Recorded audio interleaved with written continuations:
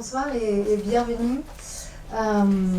Good evening and a very warm welcome. Thank you so much for joining us this evening. My name is Renate Staus and I'm an Assistant Professor of Fashion Studies here at AUP and also the Program Coordinator. This seminar is both bilingual and multidisciplinary. And normally I lead it together with my colleague Sophie Courdian, who unfortunately is ill today and can't be with us, so I'm going to do a little bit of switching between French and English, so we'll be, our speakers we have two French presentations, one English presentation, very much in the light of this series. So tonight's seminar will explore issues of labor conditions and workers' rights in the garment and fashion industry, and we're thrilled to welcome the three speakers here, Eve Murray-Comfort, Fiona Schlomberger and Romain Castellesi. Et encore en français, bonsoir et bienvenue au la huitième séance de la séminaire de recherche AUP IHTP, culture et histoire de mode. Moi je suis Renate Staus, Assistant Professor ici à AUP et coordonnatrice du programme. Et cette série du séminaire est à la fois bilingue et aussi multidisciplinaire. Normalement, ma collègue Sophie Courdian couvre la partie française, mais malheureusement elle est malade aujourd'hui. Et donc je vais essayer de passer d'une langue à l'autre. Donc cette séance aujourd'hui interroge les questions des conditions de travail des droits de travailleurs et travailleuses dans l'industrie du vêtement et de la mode. And we're really thrilled to be welcoming our three speakers here, and I will introduce them individually just before their talks.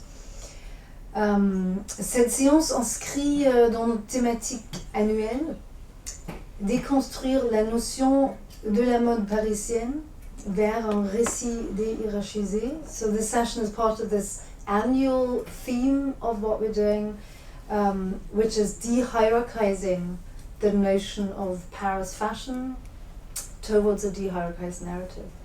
In the last seminars that we've ran, we focused on questions of made in, or made by, or made with. And tonight's session we're attempting to decenter both geographically, politically and socially this notion of fashion labor.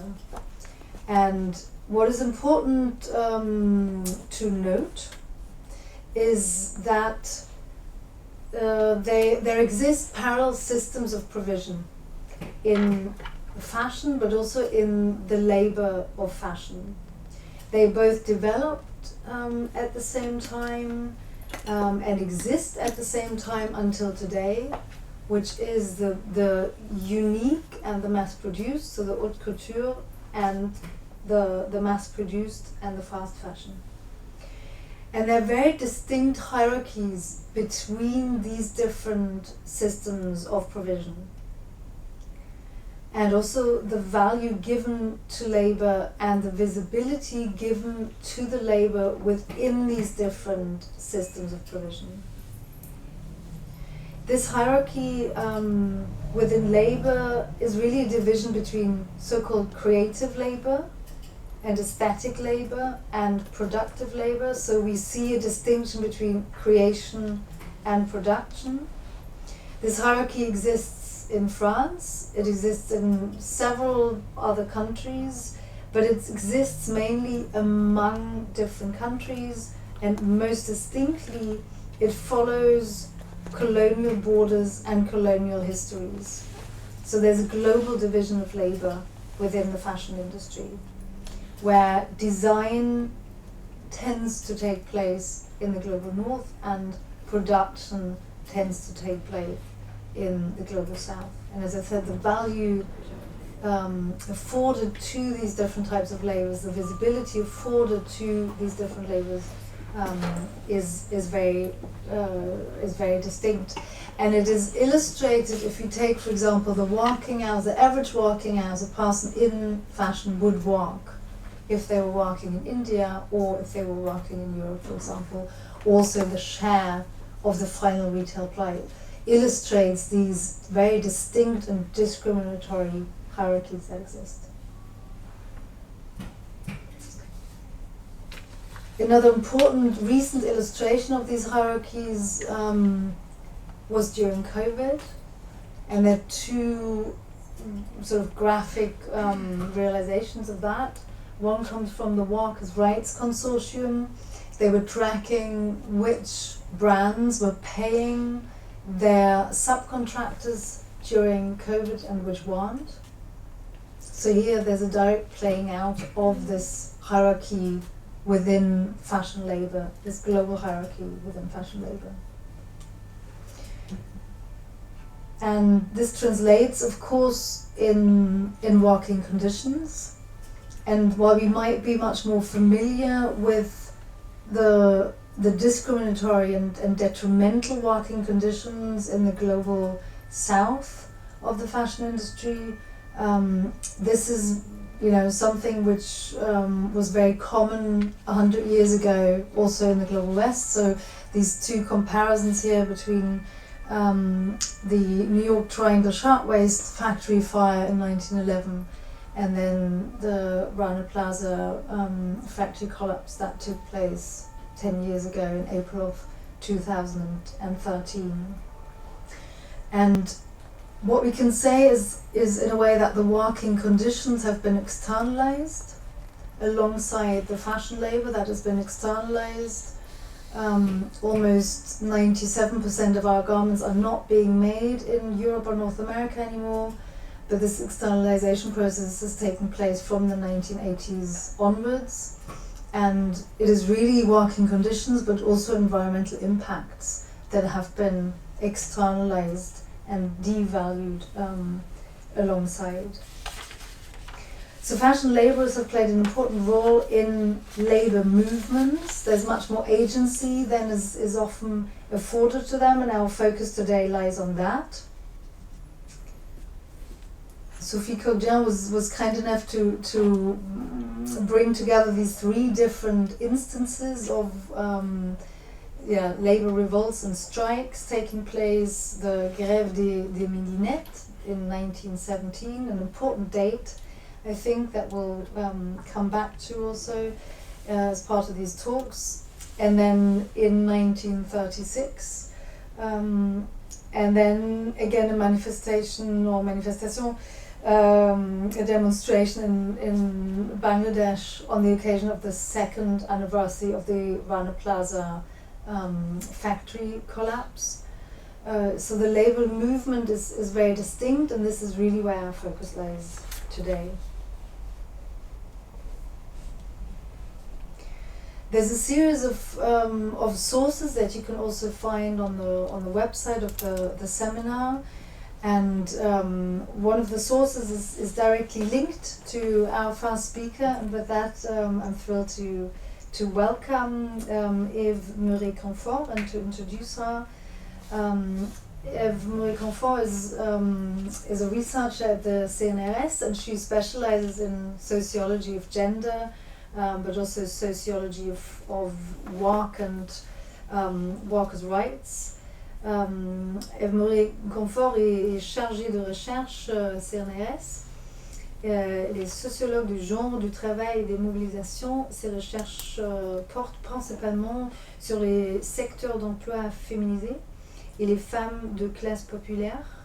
Après une thèse portant sur les engagements syndicaux d'ouvrières de la lingerie valorisée dans l'ouvrage Lutter comme les mecs, qui était juste là, et voilà.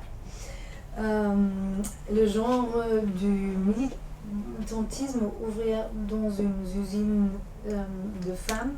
Elle travaille aujourd'hui sur le secteur de l'aide au domicile auprès des personnes âgées dépendantes et les valeurs du genre dans le secteur d'habillement. Bienvenue et merci beaucoup pour nous rejoindre.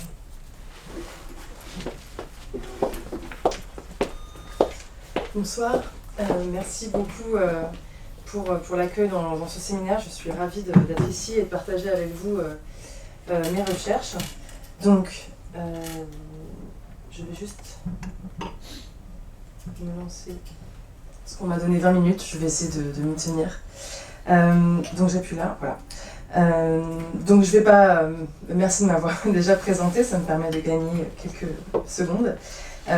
Mais en tout cas, je dois préciser que je ne suis pas spécialiste du secteur du textile-habillement en tant que tel. Je suis plutôt, au départ, donc, spécialiste plutôt des mobilisations en général dans des secteurs d'emploi très féminisés. Et donc là, j'ai essayé aujourd'hui, pour la première fois pour moi, de faire le lien entre deux recherches. La première, donc ma recherche doctorale dont il a été parlé tout de suite, qui est donc une enquête sur des ouvrières de l'entreprise Chantel. Donc une usine en particulier sur laquelle je reviendrai. Et puis une recherche plus récente que j'ai menée avec trois collègues qui sont Maud Simonet, Fanny Gallo et Giulia Mancitieri sur la fabrication de masques en tissu pendant la crise sanitaire. Et en fait cette enquête elle a été pour voilà, une façon de questionner toute la dynamique des engagements moraux des entreprises, parce que à cette époque-là, comme vous le savez, beaucoup d'entreprises, notamment du Made in France, se sont mobilisées pour produire des masques, et donc c'est notamment sous cet angle que j'aborde cette question. Donc on a pour l'instant publié qu'un article dans la revue Salariat. Et d'ailleurs, certaines d'entre vous ont peut-être déjà entendu Fanny Gallo, qui est venue présenter une partie de cette recherche aussi dans ce même séminaire il y a quelques temps. Donc mon idée ici, elle est assez simple, c'est de revenir sur ces deux recherches sous l'angle du travail de ces mécaniciennes en confection. Donc là, on est sur du travail vraiment industriel en France. Et comme je vous disais, c'est la première fois que je présente la deuxième recherche, donc ce sera assez impressionniste encore. Donc je vais commencer tout simplement par raconter un peu rapidement l'histoire de Chantel. Donc c'est une marque, c'est une entreprise aujourd'hui groupe international regroupant plusieurs marques, mais qui a une histoire éminemment familiale. Donc elle commence à la fin du 19e siècle. Voilà, c'est d'abord une entreprise textile qui produit du tricot élastique, qui est alors très innovant pour les corsetiers. Et très vite, Monsieur Kretz s'implique et il est l'arrière-grand-père de l'actuel PDG de l'entreprise. Donc c'est vraiment une entreprise qui s'est transmise de père en fils, qui était d'abord spécialisée donc, sur des tissus extensibles à base de caoutchouc, et qui, en 1949, crée la marque Chantel et petit à petit va prendre le nom de sa marque et se spécialiser dans la confection de lingerie. Au départ, c'est la gaine qui est leur produit phare, donc d'où cette affiche que j'ai mis qui est leur réclame la plus célèbre, avec Chantel, la gaine qui ne remonte pas. Mais progressivement, dans les années 60, ils se spécialisent sur les soutiens-gorge et plutôt la lingerie plus moderne, disons. Et c'est la spécificité de ces produits-là, la lingerie, notamment les soutiens-gorge qui sont un bien de consommation en plein essor à ce moment-là. Donc là, je parle des années 1960-70. Et puis leur positionnement sur un haut de gamme qui leur permet de résister plus longtemps que d'autres à justement des dynamiques de délocalisation sur lesquelles je reviendrai après. Et ils ouvrent plusieurs usines en France, donc d'abord à Épernay, dans la Marne en 62, puis celle qui m'intéresse moi, celle de Saint-Herblain, donc c'est près de Nantes dans l'ouest de la France en 66, puis à Lanester dans le Morbihan en 73. Donc Chantel à Saint-Herblain, c'est une usine de taille modeste, environ 300 salariés, ça varie un peu, mais voilà, et qui emploie majoritairement des ouvrières, donc des femmes qui travaillent dans un atelier de confection à assembler les pièces des soutiens-gorge.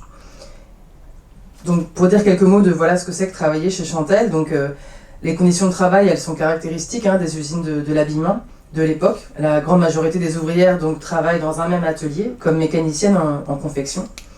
Elles répètent la même opération toute la journée sur des machines à coudre installées les unes derrière les autres. Voilà, vous avez bien l'imagerie qui va avec ce genre d'atelier. Elles sont payées au rendement, c'est-à-dire qu'elles touchent un boni en plus de leur salaire de base en fonction de leur production. Leur travail est contrôlé en bout de chaîne, ce qui va changer un peu au fil du temps, mais voilà, petit à petit elles vont devoir de plus en plus contrôler leurs propres produits. En tout cas, on ne reconnaît aucune qualification à ces ouvrières, et je voulais insister sur cette question de la qualification là. Par rapport à notre thématique. Et ça, le moment de l'embauche le montre très bien. Donc là, je vous ai mis des extraits d'ouvrières qui racontent leur embauche et où on voit que en fait, les dirigeants de l'entreprise, ils cherchent d'abord à recruter des jeunes filles. Certaines sont embauchées dès 16 ans en naturalisant complètement leurs compétences comme des qualités féminines de dextérité, de minutie, etc. Donc on leur demande voilà, de mettre des petites pointes dans des petits trous en 1 minute, et pour voir voilà, si elles sont rapides et si elles peuvent exécuter ce type de tâches de manière répétitive. Mais ce qui est intéressant avec l'extrait sur le coiffeur, c'est qu'on essaye aussi de voir si elles vont être fidèles à l'entreprise, si elles vont s'engager dans l'entreprise sur le long terme. Et donc tout ça est caractéristique évidemment des usines et des métiers féminisés où l'absence de reconnaissance professionnelle se couple avec des conditions de travail difficiles. Néanmoins, et c'est quelque chose qui a été important dans mon analyse moi, de la dynamique syndicale et militante plus tard, les anciennes ouvrières, elles racontent aussi des bons côtés chez Chantel. Donc là, les photos, c'est des photos des fêtes des Catherinettes, qui avaient encore cours dans les années 60-70 dans l'usine. Et sinon, elle parle voilà, de cette sociabilité, de l'ambiance qui était bonne, avec beaucoup de fêtes, mais aussi voilà, une journée de travail qui se termine à 16h30, ce qui est comparativement avec des emplois ouvriers en 3-8 où on doit faire des changements d'horaire fréquents, c'est très pratique. Ensuite, elles avaient un salaire relativement bon par rapport à d'autres usines, parce que Chantel, c'est une entreprise parisienne qui vient s'installer dans l'Ouest, pour des raisons diverses sur lesquelles je ne vais pas revenir, et qui, du coup, paye mieux que des usines plus rurales qui sont dans la région de Cholet, parce qu'en fait, Nantes, c'est vraiment pas loin de cette région de Cholet, qui est encore aujourd'hui une terre textile, mais où il y a des conditions de travail et de salaire qui sont bien moins bonnes. Donc comparativement, voilà, elles se vivent comme plutôt privilégiées vis-à-vis de ça. Et puis le travail est lui-même source de fierté, donc ça c'est Fanny Gallo qui a beaucoup travaillé là-dessus, c'est-à-dire l'attachement des ouvrières aux produits qu'elles confectionnent. Et ça, elles le disent à longueur d'entretien, on ne fait pas des serviettes ici. Voilà, le fait de faire de la lingerie haut de gamme est vraiment très valorisé. Et comme elles ont des prix pour en acheter elles-mêmes, elles ont elles-mêmes des dessous qu'elles ne pourraient pas se payer par ailleurs, et c'est quelque chose d'important. Et je ne vais pas revenir dans le détail, mais l'organisation du travail et la discipline relativement souple de l'usine au départ leur garantit des formes d'autonomie dans le travail. Elles ont un certain nombre de combines dont elles me parlent en entretien sur la façon dont elles arrivent à trouver de l'autonomie et un sentiment de savoir-faire dans leur travail, quand bien même elles font la même opération à longueur de journée. Il est possible, même dans ces conditions, de conquérir un sentiment de faire quelque chose qui a beaucoup de valeur. Donc, c'est une usine mobilisée, moi c'est pour ça que je m'y suis intéressée au départ et je ne vais pas revenir longtemps là-dessus aujourd'hui parce que c'est pas forcément ce sur quoi j'avais envie d'insister, mais en tout cas tous ces éléments dont je viens de parler, les bons côtés de l'usine ont favorisé donc, la mobilisation des ouvrières, c'est-à-dire leur reconnaissance dans un groupe capable et volontaire pour défendre leurs intérêts. Mais c'est surtout la présence de plusieurs ouvrières qui elles-mêmes étaient politisées par leurs parents surtout, dans l'usine qui a permis cette mobilisation. Donc déjà il y a un fait, c'est qu'il y a eu mai-juin 68, juste au moment de peu de temps après l'ouverture de l'usine. Il faut imaginer, elles ont 18 ans, elles sont réunies dans une usine, c'est leur premier travail, c'est mai 68, elles s'engagent comme les autres et elles créent une section CFDT. Quelques années après, un syndicat CGT est créé et ces deux sections, elles sont dirigées vraiment par des ouvrières et souvent par des ouvrières qui elles-mêmes ont des parents qui étaient militants, ouvriers, enfin voilà, c'est des traditions syndicales qui sont assez présentes à Nantes. Leur première grande grève, disons, c'est en 81-82, donc il faut se rendre compte, elles occupent leur usine pendant 5 semaines, elles séquestrent leur directeur, elles font grève générale pendant 2 mois, enfin voilà, c'est des modes d'action qui sont, justement, c'est pour ça que le livre s'appelle « Lutter comme les mecs », c'est parce que elles, c'est ce qu'elles me disent, on a fait comme les mecs, en utilisant tous les modes d'action un peu traditionnels du mouvement ouvrier français. Mais fin 1993, la fermeture de l'usine est annoncée. Donc là, elle se mobilise pendant 1 an dans les tribunaux, dans la rue, dans la presse, etc. Bon, je ne reviens pas en détail, mais l'usine ferme donc fin 94. Et dans le plan social de fermeture, il y a le maintien d'une petite usine Chantel juste à côté, à Couéron. C'est pareil, je n'y reviens pas, mais voilà, il y a un autre conflit en 2005 pour la fermeture de cette deuxième usine. Bref. Cette histoire, elle est à bien des égards exceptionnelle, bien qu'elle se termine mal, tant la syndicalisation est faible dans le secteur textile-habillement.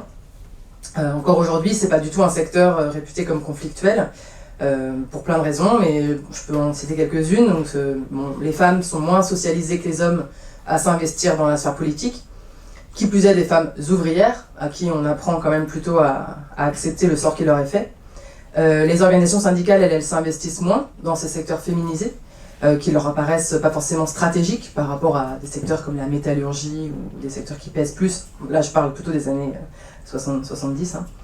Et le syndicalisme français, il s'est beaucoup construit sur la défense des métiers, la défense des qualifications. Et là, ça paraît être un secteur où il n'y a pas forcément de métier à défendre, il n'y a pas forcément de qualifications à défendre.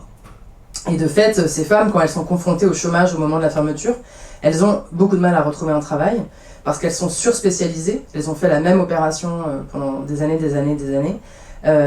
Et elles ont, comme elles disent souvent, j'ai qu'une ligne sur mon CV, quoi. Donc elles ont vraiment du mal à retrouver du travail, surtout qu'elles sont plus âgées quand l'usine ferme et que l'Ouest n'est pas vraiment, enfin Nantes en tout cas, la région nantaise, n'est pas du tout une terre textile, donc il n'y a pas beaucoup d'autres usines qui peuvent les employer. Elles ont souvent connu des fins de carrière difficiles. Donc je laisserai Romain Castellesi parler des enjeux de désindustrialisation, mais je voulais juste souligner que déjà en 1994, donc au moment où cette usine ferme, ces ouvrières, elles apparaissent comme d'un autre temps. Il y a un discours déjà à ce moment-là d'une forme de renvoi à un jadis, à un passé, ces ouvrières, parce que déjà à ce moment-là, la délocalisation est très avancée. Donc leur métier, leur réalité professionnelle, le secteur de la confection semble vraiment déjà voué à la disparition.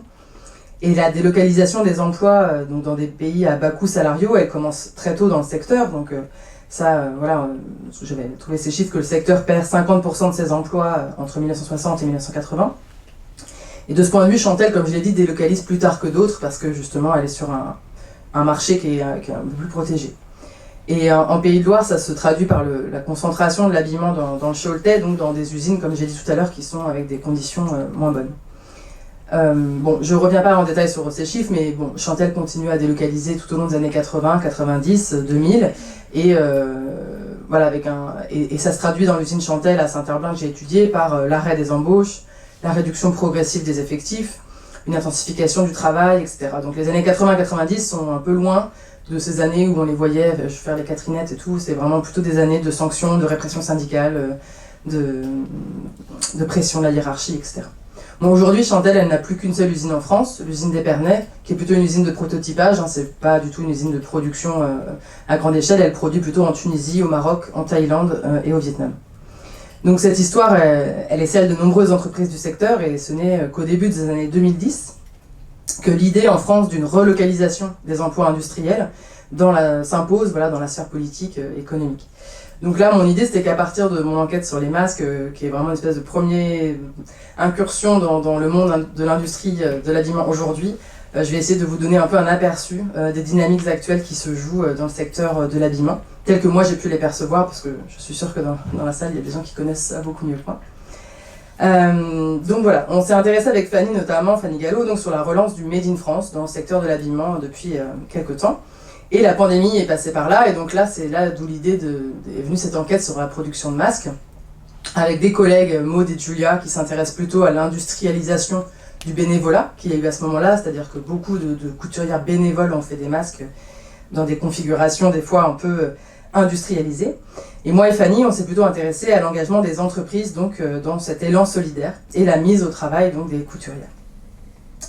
Donc on a rencontré des chefs d'entreprise de différents ateliers de confection aujourd'hui en France, et c'est de ça dont je vais vous parler. Je précise que j'ai pas encore eu l'occasion de rencontrer vraiment des ouvrières, de faire des entretiens avec des ouvrières elles-mêmes. En tout cas, moi, ce qui m'intéresse dans ce secteur et dans ce que j'ai envie de travailler dans les années à venir, c'est l'articulation entre, d'un côté, la moralisation grandissante du secteur textile-habillement sur des enjeux écologiques et féministes, et la relocalisation des emplois industriels, en fait, qui sont deux enjeux auxquels sont confrontés le secteur et qui sont en tension. Donc, en assistant à des salons et des webinaires, notamment de l'association Fashion Green Hub, qui milite pour justement une meilleure reconnaissance de ces enjeux, j'ai essayé de questionner la façon dont ces objectifs moraux et les objectifs financiers sont en tension, et comment la question du travail et de son coût est au cœur de tout ça. Donc je vais essayer d'écrire un peu des enjeux du secteur, parce que le temps passe déjà. En tout cas, ce qu'il faut noter, c'est que pendant la crise sanitaire, les médias ont beaucoup parlé des couturières bénévoles, de celles qui faisaient des masques chez elles pour leurs proches, de celles qui allaient dans les mairies, dans les halls, dans les gymnases pour produire des masques, et la participation des salariés des ateliers de confection, donc celles qui sont couturières professionnelles, a été largement invisibilisée.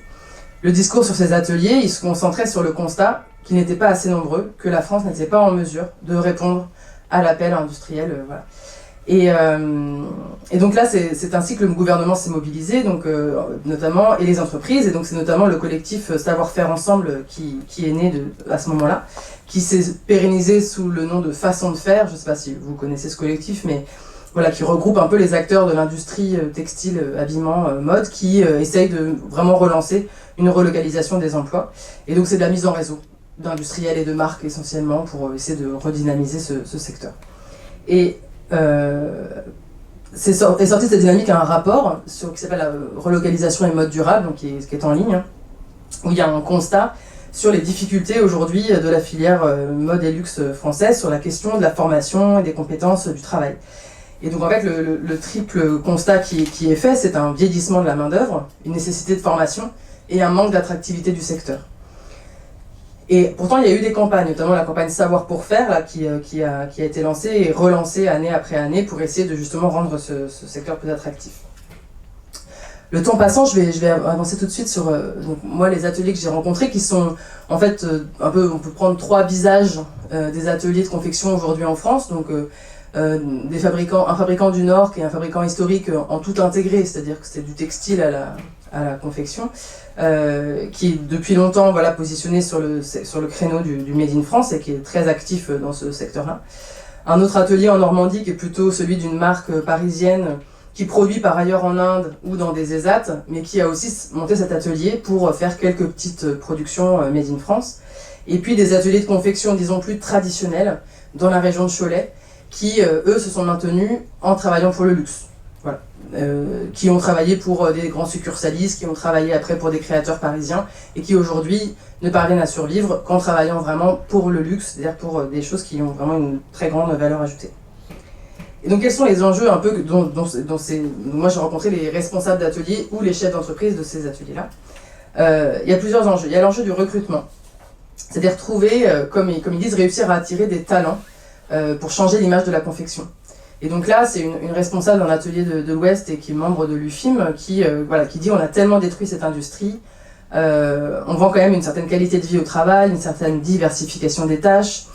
Et elle dit c'est l'idée des tâches répétitives qui a cassé l'image de l'entreprise. Elle parle de l'atelier de confection à la Zola. Enfin voilà, cette image-là, elle a l'impression qu'aujourd'hui, ils n'arrivent pas à s'en détacher complètement et à attirer donc des jeunes pour faire ces métiers-là.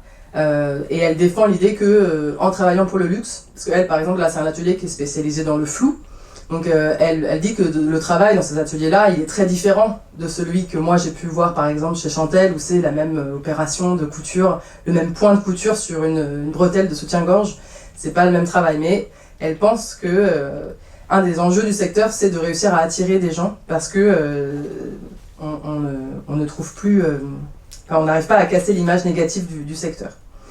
Un autre enjeu, c'est l'enjeu de la formation, parce que malgré le côté quand même un peu répétitif de ce travail, une couturière qualifiée, c'est 18 mois de formation, mais là il parle de formation interne, hein, c'est des formations internes à l'entreprise, et c'est un des enjeux de retrouver des formations dans les organismes, dans les lycées professionnels et dans d'autres organismes d'enseignement pour pouvoir redynamiser ça.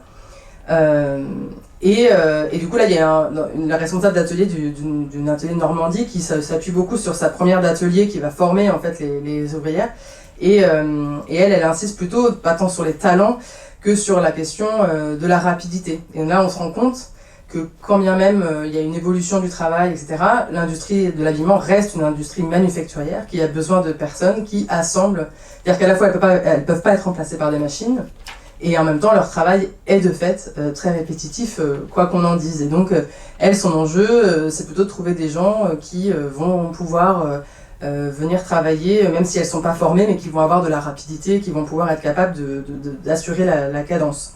Et donc, c'est pas vraiment les mêmes profils d'atelier et pas les mêmes profils aussi de salariés qui se posent ici. Et l'enjeu des salaires, évidemment. Donc là, vous n'aurez pas forcément le temps de lire, si ça vous intéresse, je pourrais vous envoyer tout ça, mais c'est là un atelier de l'Ouest aussi qui travaille dans le luxe, et qui du coup, c'est la responsable d'atelier, qui dit qu'elle n'arrive pas à garder ses talents, justement, qu'elle n'arrive pas à garder les jeunes qu'elle arrive à attirer dans l'usine, parce qu'elle ne peut pas les payer assez, mais qu'elle est dépendante des donneurs d'ordre et des tarifications qu'ils leur font. Et elle est particulièrement outrée qu'elle travaille pour des grandes marques de luxe, voire haute couture. Et du coup, elle dit que voilà, quand on voit les marges qu'ils se font, quand on voit le prix qu'ils mettent dans le marketing, elle trouve ça scandaleux qu'ils puissent pas payer plus que ça la façon. Donc voilà, on voit comment comment ces responsables d'atelier se retrouvent confrontés à des enjeux qui les dépassent largement et qui du coup sont problématiques. Je passe rapidement. J'avais deux enjeux généraux que j'avais juste cités, que j'avais identifiés, que je trouve intéressants c'est la cicatrice de la délocalisation. Ça, elle parle beaucoup de ça pour le Nord. La cicatrice, ce qui est laissé sur les ouvrières et sur les chefs d'entreprise de cette délocalisation qui a créé beaucoup de licenciements. Et le fait qu'aujourd'hui, le problème est que les marques et les industriels ne se connaissent plus. En France, ça fait tellement longtemps qu'ils ne travaillent plus ensemble, qu'ils ne se connaissent plus, qu'il n'y a plus de lien.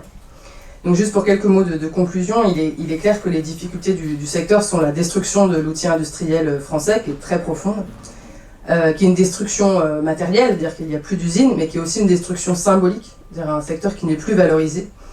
Donc une nécessité de revaloriser ces métiers, symboliquement et matériellement, mais qui se heurte, une volonté de revaloriser qui se heurte à des siècles d'histoire de dévalorisation du travail des femmes et d'utilisation des femmes comme main-d'œuvre pas chère dans ce type d'industrie. Et puis bien sûr, la mise en concurrence avec les ouvrières des pays à bas coûts salariaux. Et je voudrais juste finir sur le paradoxe en fait qu'il y a dans la niche qu'est le Made in France. Donc là, on parle d'entreprises qui fabriquent que en France, ce qui est vraiment tout petit. Mais eux, ils sont vraiment dans un paradoxe parce que d'un côté, ils ont besoin de valoriser le travail de leurs ouvrières pour justifier leur prix, pour justifier le fait qu'un t-shirt fait en France c'est plus cher qu'un t-shirt fait en Inde. Mais qu'en même temps, ils ont aussi du mal à valoriser financièrement ce travail parce que c'est un coût qui est très important et qui, justement, ils essayent de réduire pour faire des prix qui ne sont pas trop élevés non plus dans le marché. Enfin, je ne sais pas si je suis claire, mais en tout cas, il y a un paradoxe entre, d'un côté, une main-d'œuvre qui coûte trop cher par rapport à la concurrence internationale et en même temps, le fait qu'on ne paye pas assez les ouvrières pour les attirer dans ce secteur-là. Donc il y a une tension là que moi j'ai envie de continuer à travailler et qui n'est pas forcément claire. Mais en tout cas, ce que j'ai observé dans les salons, c'est que maintenant ils commencent de plus en plus à parler de Made in Europe ou Made in local, en incluant le Maghreb pour faire quelque chose qui reste un peu écologique, qui reste quelque chose avec une valeur ajoutée par rapport à de la fast fashion, mais qui soit quand même un peu moins cher en main d'œuvre. Voilà, je vous remercie de m'avoir écouté. Merci. Du coup, je pense qu'on va enchaîner les communications et il y aura des temps de questions à la fin. On va prendre des questions après les trois présentations. Merci beaucoup pour cette présentation aussi passionnée. Et now we are passing to English, and I think the three perspectives tonight complement each other incredibly well. So now we have a presentation about the film Merci Patron, a film by François Ruffin that he directed in 2016 by Fiona Schlumberger. Fiona is a graduate student, a master's student here in global communications at the American University of Paris, and she holds a BA in political science from Concordia University and has since worked in media, education and international development. This summer she worked with Abarta Waka, that might be familiar to some of you, a Paris-based creative studio working to reimagine local production, local creation and distribution systems for fashion. She's currently writing her master's thesis, researching the potential impact of Buddhism in bridging the knowledge-action gap for sustainable fashion consumption. A very warm welcome, Fiona. Thank you for joining us.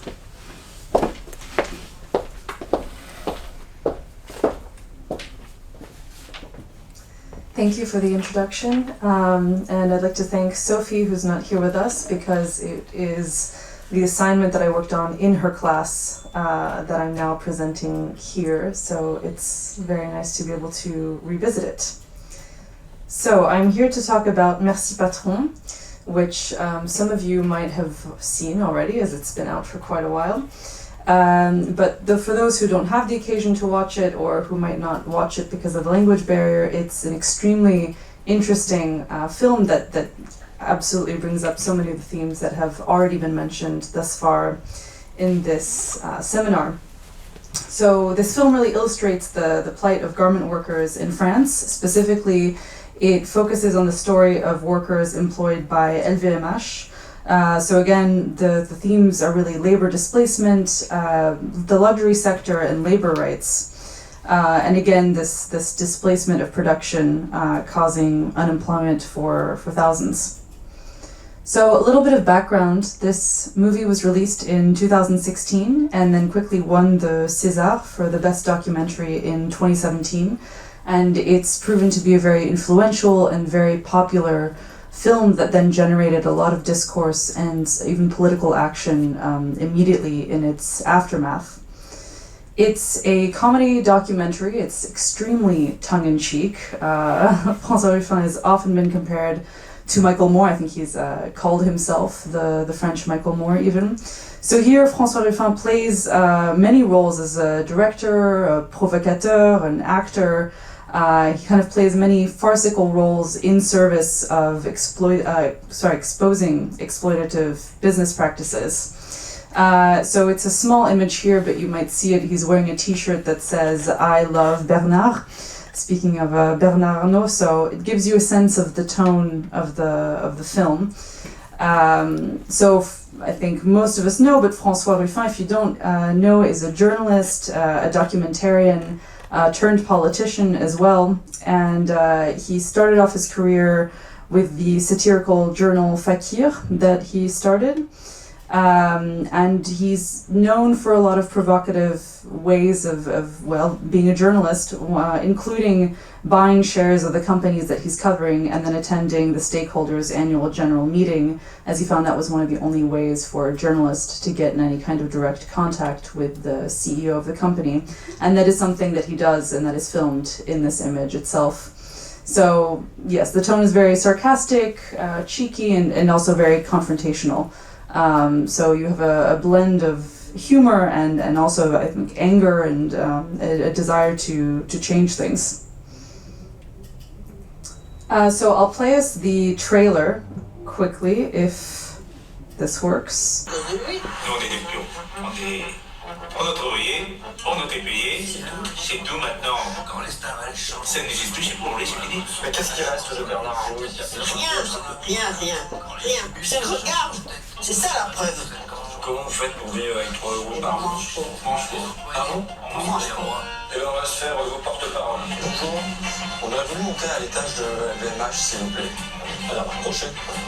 Qu'est-ce qu'il va chercher à faire, Romain Desbois? Prendre l'argent, ils pourront le donner au pauvres. On va aller leur défoncer, leur rager. On va arrêter là. Allez faire les danseuses. Merde. C'est de la part de Bernard Arnault? Oui, je travaille chez LVMH. Désespoir, première. Si vous ne payez pas, je fais une descente à Paris. Vous comprenez bien qu'on ne peut pas céder à un chantage. Là, je n'ai rien à perdre.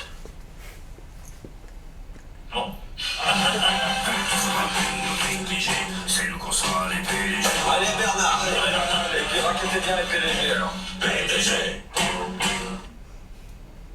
So I think that should give you a good sense of the tone of the movie. So some of the plot points are that, once again, it focuses on Bernard Arnault and LVMH. At the time of the film, Bernard Arnault is one of the wealthiest men in the world. He has now jumped up to the very top. I think he's surpassed Elon Musk and his family now to be the wealthiest individual in the whole world. So at this moment, there was a shutdown of clothing factories in northern France and outsourcing. Here, the film focuses on a factory manufacturing for the brand Kenzo, which was moved to Poland, though I think many other LVMH production was moved also to Bulgaria, Greece as well, to give you an idea of the outsourcing, at least the initial outsourcing to other places in Europe.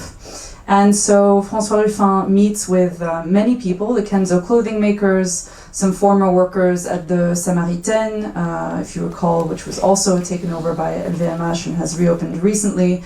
And those workers also being displaced as they no longer fit the image of luxury that was going to replace the Samaritaine.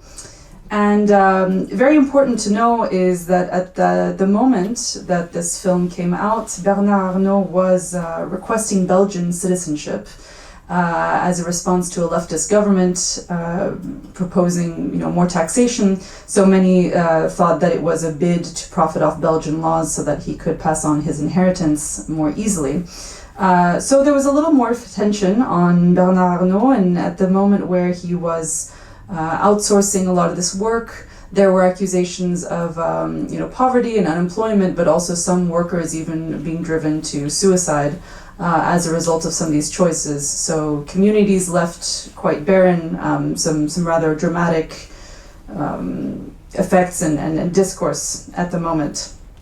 So here you can see as well as François Ruffin walks with one of the employees walking around what used to be the factory, and so now this hub of central commercial activity being laid bare, and she shows, everyone says this is all that's left, that's all there is.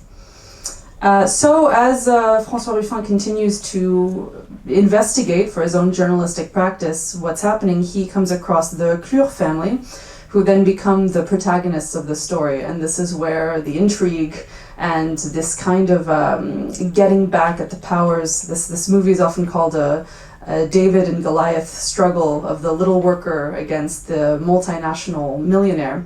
So at this point, the Clure family, the Jocelyne and Serge, I believe the names of the man and woman, had both worked in the Kenzo factory. And at this point, they're both unemployed because of the delocalization, and they're very close to having their house repossessed. They're living on €3 a month. And when François asks them how they live, they say they don't eat. So François Ruffin takes on the role of playing their son. He dyes his hair and starts this kind of guerrilla campaign where they demand a €30,000 recompense, a reward, and kind of to make up for the fact that their lives were ruined by Bernard Arnault, which is in fact not really a very high sum of money, but for the Clure family that would have been enough for them to keep their home and continue on their lives. So the blackmail, as they called it, was strategically aligned with a journée particulière, Les coulisses du rêve, which I think is very interesting to note, right? There's these days where all the luxury houses open to the public, and coulisses du rêve meaning the backstage of the dream, I think is really strong in comparison with what these people are living, which is the backstage of the nightmare.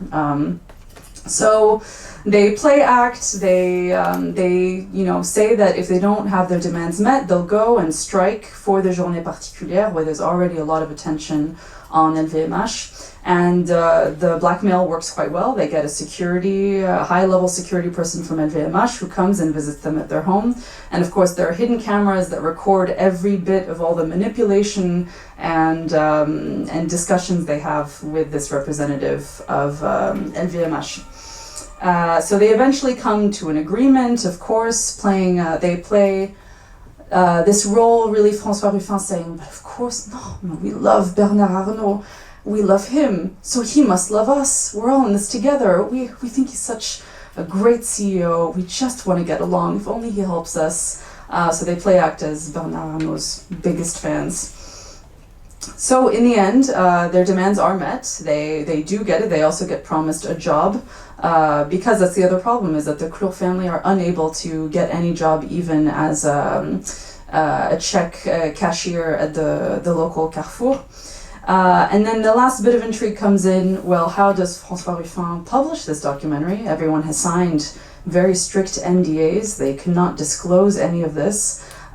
They come up with very complex journalistic machinations where the story is exposed in another restaurant, but since it's not the Clure family who exposes it, they're free to essentially break the NDA. So it's fascinating to see that this requires a team of journalists and lawyers and activists and labor organizers to circumvent, in fact, the power that this company has. It's really impressive to see how complex this system is. So some of the takeaways are, well, as I think has just been mentioned, and something I'm seeing a lot in my studies, this tie between luxury and patrimony, this maybe this sense that as soon as it's made in France or it's luxury, that we all have this implicit understanding that that means quality, dignity, ethics, and so it can be this shortcut for believing that we're buying into an ethical system when often it's not. These claims benefit some while still harming others. Now, another fascinating thing is one of the blowback from this film is that Le Parisien, for instance, the journalists there were prohibited from publishing anything about this film because LVMH has stakes in Le Parisien. And there's also been a multi-year legal battle because it was revealed that LVMH had hired the former national security director, who of course has ties and influence, to spy on François Ruffin. And then that was settled a few years ago for 10 million euros. There was a 10 million euro settlement. And Ruffin was quite angry because there was no public trial that could reveal any of these details. And finally, this interesting cult of personality. I have this screenshot from Emily in Paris where there are actors and fictional characters who are meant to represent the Arnault family. So, apart from just being a CEO, they have also become this cult of personality that are meant to represent luxury and also a French identity of fashion, which many people here, in France argue against. I was recently at an award for, I wish I remembered the award because that would make this much more interesting, but there was an award ceremony recently for new innovators in French fashion in Paris, and one of the jury members presented and dared say something provocative like La Samaritaine and LVMH do not represent Parisian fashion or French fashion, and the whole crowd applauded. So it's still... She said this as if it was one of the most shocking things one could possibly say, so it still seems like a dangerous thing to say. And then another takeaway is that it's also quite tempting to see maybe this documentary as a story of French labor rights fitting very neatly into how especially people outside of France see the French as organizers, strikers, socialists, having these strong protections. But in fact, it's not separate from labor conditions in other countries that we know of, like Cambodia, Bangladesh, Pakistan. As Ev mentioned, I think labor conditions, the kind of labor unionizing and labor activism is also a bit invisible for us. We also are tempted to see the union organizing as more of a Western idea, but in fact, the workers elsewhere don't simply live in countries that are simply like that there's nothing to change, where labor organizing is in fact very, very important. And people everywhere are trying to survive essentially this race towards the bottom. And there are activists like Ananya Bhattacharjee, who is the international coordinator of the Asia Floor Wage Alliance, who is working to align different, minimum wage and demanding living wage. So these stories help us kind of lift a face out of the masses and to better understand, but these labor issues are the same, even if the material conditions are not necessarily the same. And the idea of corporate and political power joining together is the same as well. So here you have one example. This first article from The Guardian was published only a month ago. So this is a response to some workers trying to take action and strike against the labor conditions in Bangladesh. And in fact, the security forces are harming them. Specifically, they are attacking their hands and arms, which, as you can imagine, are exactly the parts of their body that enable them to do the labor to make any money. And then simultaneously, not published as much in the main media, but you also have strikes here in France. Once again, people who are working in luxury, who are, for instance, making Chanel bags, also working in conditions that they find deplorable and almost dystopian, of not being able to talk to the person next to them. So this visibility and invisibility exist in both places, and are complex, and labor organizing is not in fact simply a privilege of journalists like François Ruffin, though the more stories we have like this to help see the story as an individual narrative, the better we'll start to understand, I hope, this complex issue. Thank you.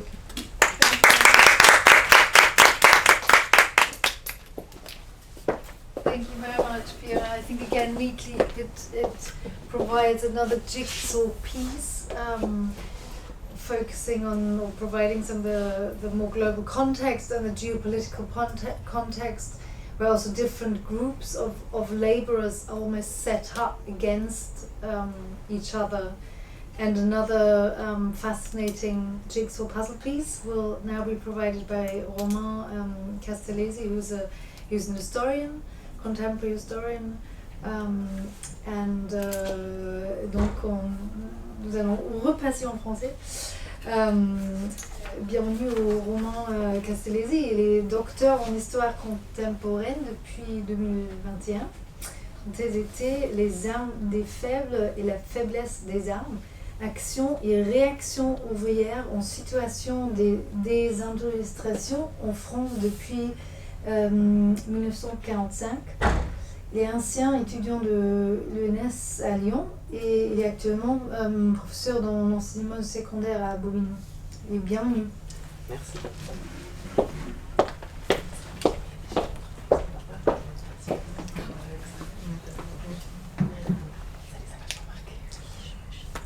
Bonsoir à toutes et à tous. Merci beaucoup pour l'invitation et merci pour tout le soin que vous avez mis pour ce séminaire et merci au public d'être venu un jeudi soir d'hiver. Merci beaucoup.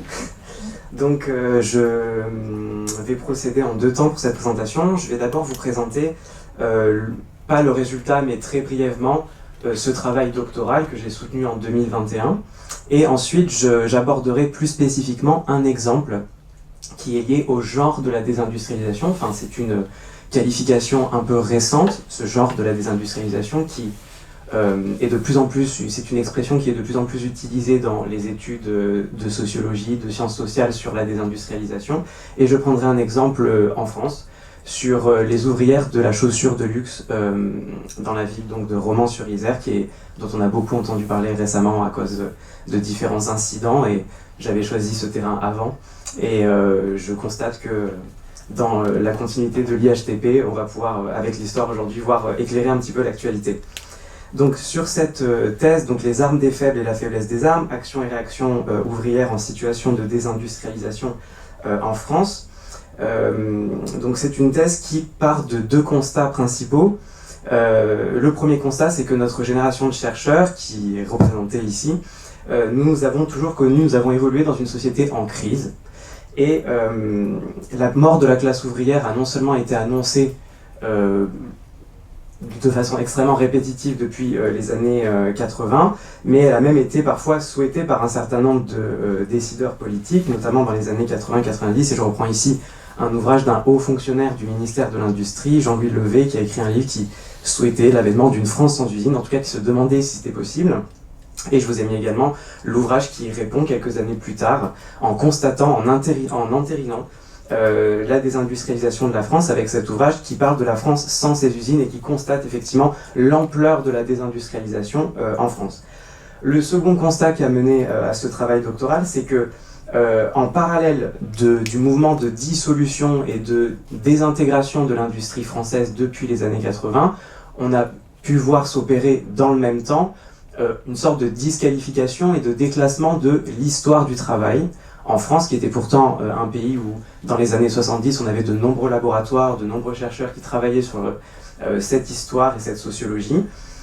Donc, ce déclin de l'historiographie du travail est concomitante et contemporaine à la désindustrialisation. Donc, il s'agissait de réhabiliter cette histoire du travail et de questionner les conséquences de la désindustrialisation en France sur la classe ouvrière et à l'inverse de se demander qu'est-ce que la dissolution de la classe ouvrière française a fait comme conséquence dans la société.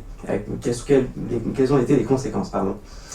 Donc, plutôt que de s'intéresser à la genèse de la classe ouvrière tel que c'était fait justement à cet âge d'or de l'histoire du travail dans les années 70 où on s'interrogeait sur la création, la formation de cette classe ouvrière, il s'agit de questionner la désagrégation, la déformation de la classe ouvrière, pour reprendre les termes d'une historienne qui s'appelle Marion Fontaine, qui a beaucoup étudié la désindustrialisation dans les mines de charbon, et qui parle de déformation de la classe ouvrière.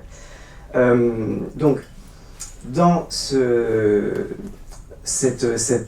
volonté d'élucider le processus de destruction de l'industrie, je suis parti tout simplement des études qui avaient déjà été réalisées 20 ans en arrière, 30 ans en arrière aux États-Unis avec les The Industrial Studies, un certain nombre d'études sociologiques, historiques, un certain nombre d'enquêtes sanitaires également qui ont été menées aux États-Unis face à la désindustrialisation fulgurante qui a touché le pays à partir des années 80. Donc ce sont des études qui se sont intéressées au devenir des communautés ouvrières à travers des enquêtes orales, des études statistiques de santé publique ou une appréhension de la patrimonialité, de la mémoire ouvrière dans ces territoires. Donc on ne partait pas de nulle part, mais ces The Industrial Studies ont été beaucoup plus précoces que les études sur la désindustrialisation en sciences sociales en France. Et ces The Industrial Studies ont précocement appréhendé justement un genre de la désindustrialisation parce qu'elles sont contemporaines à la genèse du genre comme catégorie utile d'analyse, comme catégorie sociologique.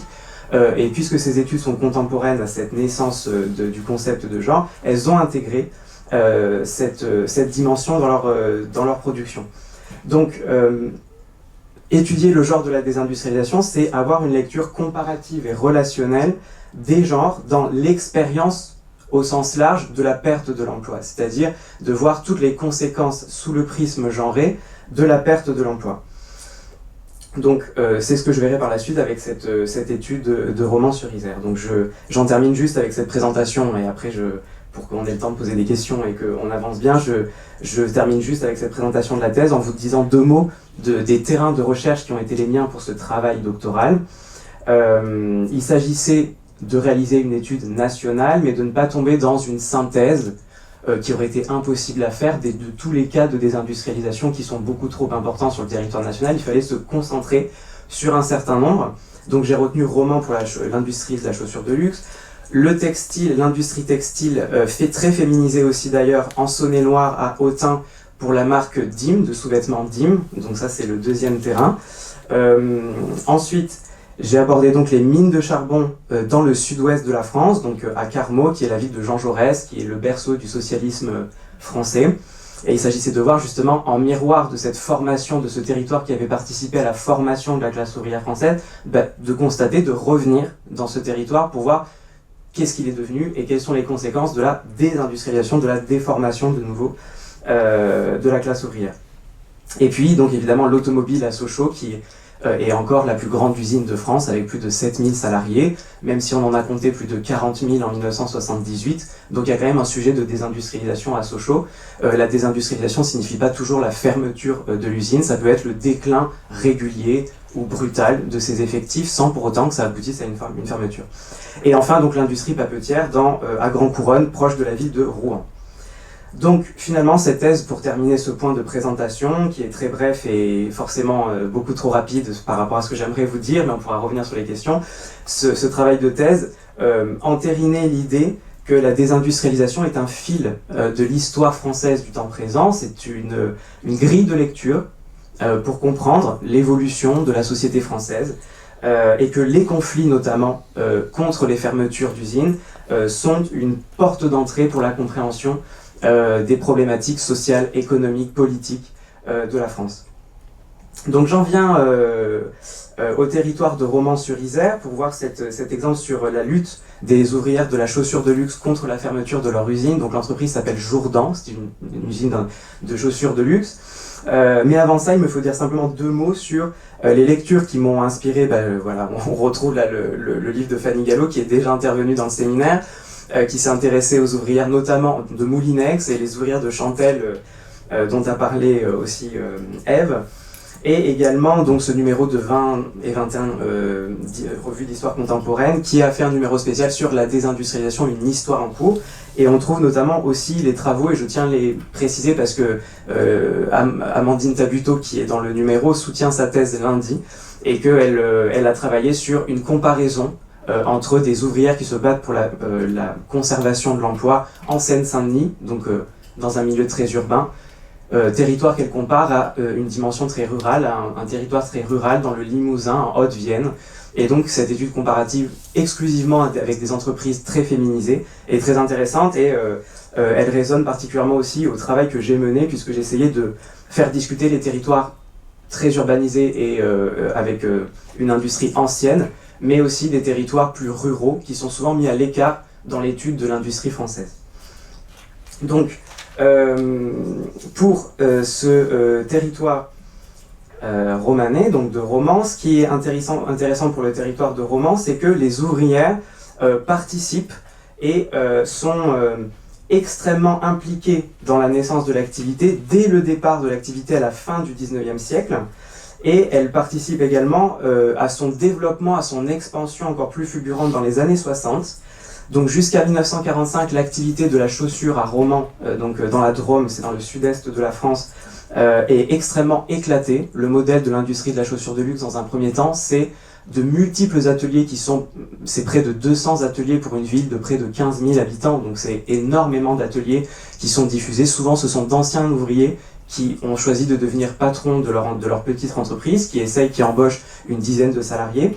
Et les ouvrières, quant à elles, ont une place extrêmement importante, puisqu'elles sont essentiellement, dans le cadre du travail domestique, comme ouvrières à domicile, et elles produisent de leur côté donc énormément de chaussures, notamment, vous le voyez sur l'image ici, des chaussures clouées, qui sont des chaussures utilisées avant la Première Guerre mondiale, qui adhèrent bien au sol. Elles fabriquent d'autres chaussures très populaires, des chaussures tressées, la galoche ou encore des broquelins, jusqu'à la Première Guerre mondiale. Et c'est uniquement dans les années 60 que l'activité évolue, et qu'avec la mécanisation et les progrès techniques, on assiste à une concentration des effectifs industriels dans les grands établissements. Donc on a la disparition de ces petits ateliers, et on a l'émergence de grandes usines. Et parmi les grandes usines qui s'imposent, on a donc l'usine de Jourdan, rapidement, qui s'ouvre au début des années 60, et la main-d'œuvre féminine est extrêmement recherchée par ces nouveaux patrons de grandes entreprises, parce qu'ils y assignent, ils y projettent un certain nombre de préjugés,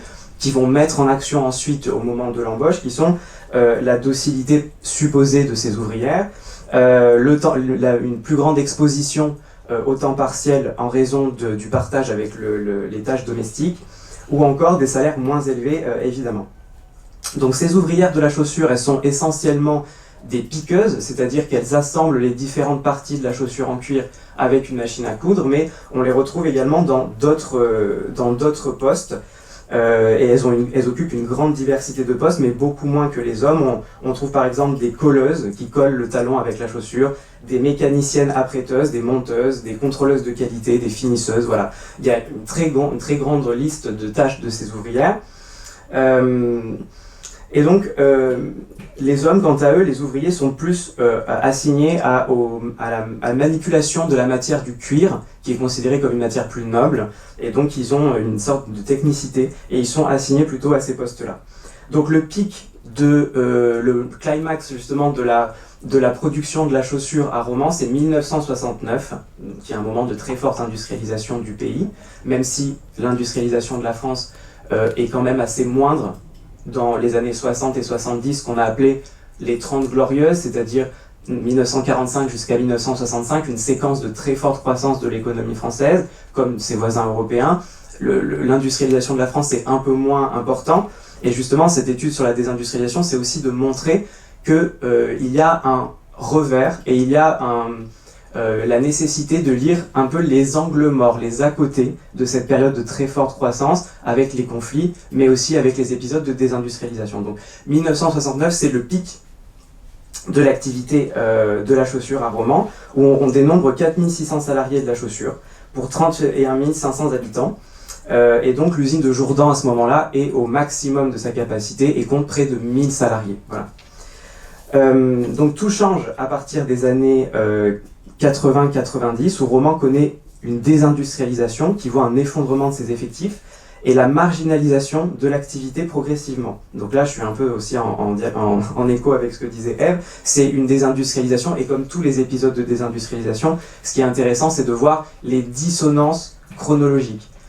On a souvent tendance à penser que la fin de ces années de 30 glorieuses, ces 3 décennies de croissance, s'arrête lors du premier choc pétrolier en 1973, mais en réalité, on a des secteurs qui sont désindustrialisés avant, comme les mines et le textile, qui sont déstabilisés avec la concurrence des pays asiatiques et des pays à bas coût dès les années 50-60, et on a des secteurs qui sont désindustrialisés, comme le disait Ève, plus tard, et l'industrie de la chaussure de luxe, justement, est un peu immunisée, un peu protégée de cette désindustrialisation du fait de sa spécialisation dans le luxe, du fait de sa marque française. Mais elle n'est pas épargnée, puisque dans les années 90, on a déjà perdu la plupart des effectifs, où entre 1980 et 2005, par exemple, les effectifs de la chaussure sur l'ensemble de la ville passent de 3500 à 600, donc on a un vrai effondrement. À ce moment-là, donc on a une concurrence des pays asiatiques, mais aussi une stratégie délibérée de groupes, notamment le groupe de Jourdan, qui, mis sous pression par rapport à la politique des autres groupes du luxe, a fini par adopter une stratégie de vente des marques, c'est-à-dire de maintenir certains ateliers en France, mais de vendre la marque à d'autres pays, et progressivement ensuite de délocaliser, c'est-à-dire de fermer les ateliers de production. Donc les ateliers de production où travaille une très grande majorité d'ouvrières se retrouvent prioritairement touchés par la désindustrialisation, puisque ce sont des postes déqualifiés sur lesquels il est possible de faire des économies. Et donc, ce sont les ouvrières qui sont en première ligne de la désindustrialisation. Donc, Jourdan est typiquement dans cette tendance capitalistique, et puisqu'elle est rachetée en 2005, qui est un moment d'ailleurs de grande financiarisation de l'industrie du luxe, on parle aussi de Hermès à ce moment-là, et d'autres entreprises. Elle est rachetée par une holding luxembourgeoise qui s'appelle Fina Luxe, donc finance et luxe, tout est dit dans le qualificatif de la holding, et qui avait pour but donc de sauver, qui avait comme contrat en fait avec l'État, et qui avait comme contrat avec l'ancienne famille Jourdan, de maintenir une grande partie des emplois à Romans en échange de la délocalisation partielle, donc c'est-à-dire de la délocalisation de 40% de la production. Sauf que 2 ans après cet engagement-là, et face à la concurrence toujours plus importante des pays à bas coût, mais aussi avec le rachat et le capital qui a été injecté dans cette entreprise par des holdings étrangères, il est décidé il est rendu possible la délocalisation de 100% des effectifs. Donc en 2005, la fermeture de l'usine Jourdan à Romans-sur-Isère est actée, elle est décidée. Donc en 2005 à Romans, il ne reste plus que 3 usines de chaussures, Jourdan, Kélian et Clergerie. Donc Clergerie est la dernière usine de chaussures des 3 entreprises de la chaussure de luxe à Romans, et c'est la dernière qui reste. Il reste environ une centaine d'emplois. Cette usine a été rachetée récemment par un capital chinois, une holding également dans le même état d'esprit, dans la même démarche que Jourdan. Mais ce qui est intéressant de constater pour en venir au conflit contre la fermeture, et j'en terminerai par là avec ce conflit qui a eu lieu donc à Romans, c'est que lorsque l'usine ferme en 2005, la plupart des ouvrières ont une très grande expérience, c'est-à-dire ont une très grande ancienneté dans l'usine.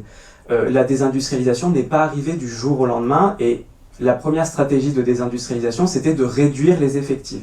Donc lorsque la fermeture finalement est décidée, il ne reste plus que quelques centaines de salariés sur les 1000 qui étaient présents dans les années 60. Donc ces ouvrières se connaissent, elles ont une sociabilité très importante, elles ont une combativité très importante parce qu'elles se connaissent très bien, elles ont vécu le déclin, le recul de l'activité ensemble. Et lorsque la fermeture survient, donc elles ont à cœur de défendre leur outil de travail, et elles s'engagent pleinement dans le mouvement social. Donc par rapport à cette mobilisation qui a eu lieu donc en 2005, ce sont des journées d'action qui ont été organisées par les syndicats de l'usine Jourdan pour... en tout cas, ils ne s'attendaient pas à un tel succès de l'action, mais ils voulaient conscientiser, ils voulaient alerter la population sur le sort de l'usine Jourdan et essayer de lier l'histoire de Jourdan avec la situation économique globale de la ville qui était de plus en plus fragilisée par la désindustrialisation. Donc ils ont organisé 2 journées d'action en septembre et en octobre 2005. Ces 2 manifestations sont très importantes parce qu'elles témoignent d'une réaction des ouvrières qui déborde les murs de l'usine. Donc la manifestation est extrêmement suivie, il y a plus de 10 000 personnes qui manifestent à Romans, c'est à peu près un tiers de la population totale de la ville, ce qui montre l'ampleur de la déstabilisation et l'ampleur de la façon dont le sort des ouvrières est profondément lié à la trajectoire de la communauté dans son ensemble. Et les ouvrières sont parvenues temporairement à faire cette jonction entre l'avenir économique de la ville et leur situation, évidemment. Donc ce sur quoi j'aimerais insister, c'est l'usage évidemment de la chaussure de luxe dans la mobilisation, même s'il me reste juste quelques minutes, mais c'est de reprendre effectivement ce qu'avait étudié Fanny Gallo par rapport à l'usage qui est fait du produit dans les mobilisations, et en particulier dans les mobilisations de la désindustrialisation, puisque c'est la menace existentielle, c'est la menace de la fin de l'activité. Et donc ici, la chaussure a un rôle extrêmement important. Par exemple, le slogan, le mot d'ordre de la manifestation qui est présenté par les syndicats, c'est « Des chaussures pour marcher, une marche pour l'avenir de la chaussure ». Donc le but, c'est de mettre en scène cette chaussure pour mettre en avant un peu l'identité du bassin. Donc les ouvrières portent ces chaussures, bon, j'ai pas réussi à trouver un grand nombre de photos, mais sur celle-ci, on voit qu'elles portent les chaussures au plus près d'elles-mêmes. Elles tirent une certaine fierté, évidemment, du produit, qu'elles mettent en avant comme un élément important de leur identité ouvrière, qu'il s'agit de défendre, mais c'est également une subversion de genre comme de classe, c'est-à-dire une subversion de genre, puisqu'il s'agit de porter des chaussures de luxe qui ont un coût extrêmement élevé, et c'est aussi une transgression de classe parce que ce sont des ouvrières qui portent ces chaussures fièrement et qui montrent à quel point leur corps est impliqué dans la production de chaussures de luxe. Donc à tous les niveaux, à toutes les mobilisations et de façon extrêmement variée, vous avez la reprise de ces chaussures qui sont mises à l'honneur. Là par exemple sur l'image ici en bas, vous avez des chaussures qui sont mises un petit peu en hélice et qui sont les premiers modèles évidemment de la collection de Jourdan. Vous avez également un tract qui est distribué lors de la manifestation de 2005 où on voit une sorte de médaillon qui reprend les premières images de la publicité de l'entreprise. Et ce qui est intéressant, c'est que j'ai vraiment dit aucun mot sur les mobilisations des années 1970, les années 1968, puisque on se concentre aujourd'hui sur la désindustrialisation, mais l'ambiance contestataire à Romans dans les années 70, c'est de dire on se fiche des chaussures, on n'a pas besoin de godasses, c'est pour reprendre le terme, pour être heureuse, on veut s'émanciper de la production du luxe, on veut l'égalité entre salariés, etc. Ici, on reprend justement la publicité, ce sont les syndicats qui reprennent l'image des premières publicités de l'entreprise Jourdan, et c'est intéressant de voir comme l'insubordination est questionnée, comme la contestation est questionnée sous le prisme de la désindustrialisation et de la menace de la disparition de l'emploi, et comme certains éléments de cette contestation reprennent parfois même des discours patronaux, voire ont une forme de nostalgie pour l'époque où la famille Jourdan menait l'activité, qu'elle avait un intérêt national et qu'elle pouvait assurer une sorte d'économie morale pour ses ouvrières. Et ce terme d'économie morale, je le choisis volontairement puisqu'il fait écho à la jeunesse de la classe ouvrière britannique, de la classe ouvrière au XIXe siècle. Et en fait, cette économie morale visait à désigner un certain nombre d'attendus par rapport aux autorités, par rapport au patron de l'usine, sur le fait de pouvoir vivre de son travail, de pouvoir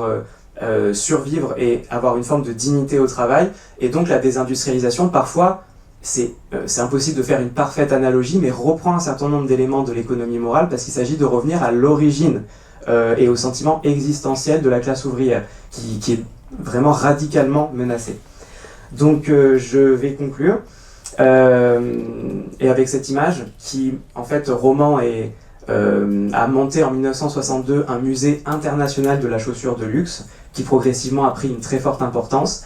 Et ce qui est intéressant, c'est de voir ce basculement qui a lieu en 2005 avec la disparition de Jourdan, qui termine l'activité de la chaussure quasiment définitivement à Romans, et les salariés qui manifestent de l'entreprise Kélian mettent Kélian a rejoint le musée, c'est-à-dire qu'on a presque un patrimoine mémoriel qui est en train d'être mis en place en direct, et ils subvertissent quelque part cette patrimonialisation pour l'afficher et montrer la réalité de ce que sera l'activité de la chaussure lorsque les usines auront fermé. Donc je trouve que cette image est très intéressante et elle illustre aussi, j'ai pas le temps de développer, mais elle illustre aussi tous les basculements contestataires, toutes les transformations dans les répertoires d'action collectifs des salariés, et du rapport aux produits qui change dans le cadre de cette désindustrialisation et des conséquences sur le territoire. Voilà, je vous remercie.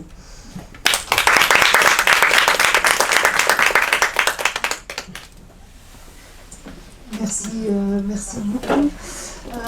Yeah, as I said at the beginning, I think that there are three fascinating perspectives on this subject. Also, to have sociologist, a historian, and a political scholar of political science and communication give us these three very distinct perspectives coming together so well. So I'm sure their question, and yeah, now there's time for questions in either French or English.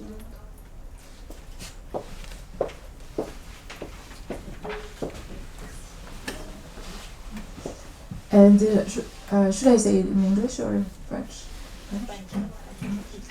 It's okay. Déjà, merci beaucoup pour ces trois interventions parce que c'était très intéressant. Je trouve que ce qui ressort, c'est l'attachement à chaque fois des ouvrières, des ouvriers à leur travail, et qu'on qualifie très souvent d'emploi non qualifié.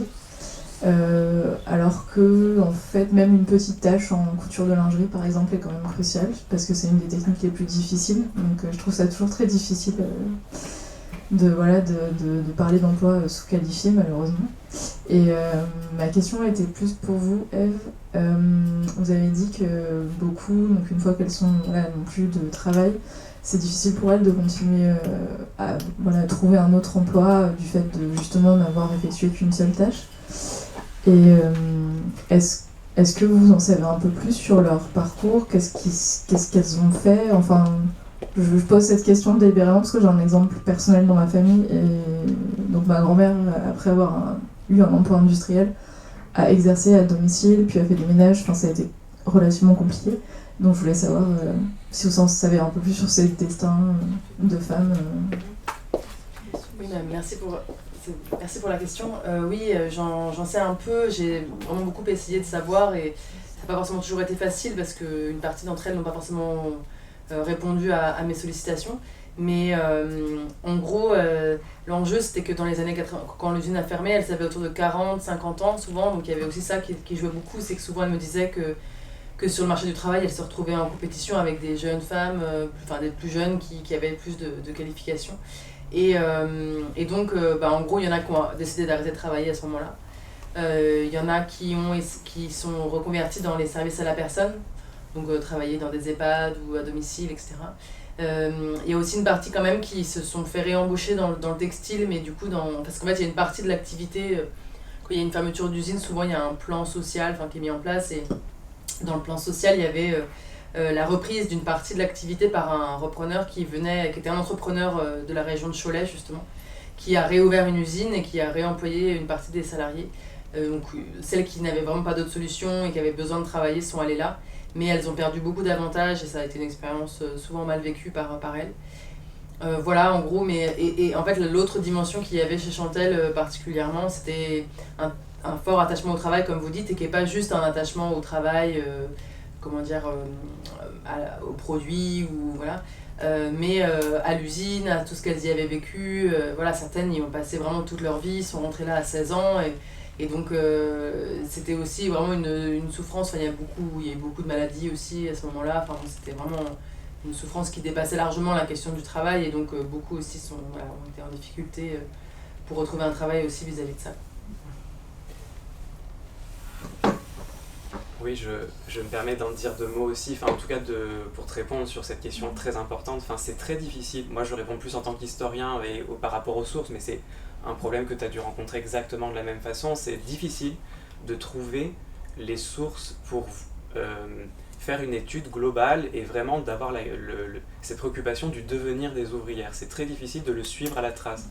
Parfois tu peux tomber sur des archives d'entreprises où on voit les consultants qui ont fait un certain nombre de rapports sur la mise en place du plan de fermeture, du plan social, et où on a au moins quelques informations sur les reconversions qui sont mises en place et les emplois qui sont occupés ou les liens que l'entreprise essaye de nouer avec d'autres entreprises pour reconvertir ses salariés.